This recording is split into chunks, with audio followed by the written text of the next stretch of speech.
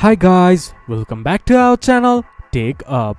Today in this video I'm going to show you how to add your friend in a messenger group from your PC. To do so, follow some simple steps with me. First of all, open your messenger application or go to messenger website from your browser. Then this type of interface will appear in your screen. Then from the chat section, go to the group in which that you want to add your friend. Then on the top right corner, click to conversation information. Scroll down a little bit. There in chat members, click to it. Then this type of drop down will appear in your screen. There you can see add people option. Click on it. Then type down your friend's name. Then click to it, and lastly click to add people.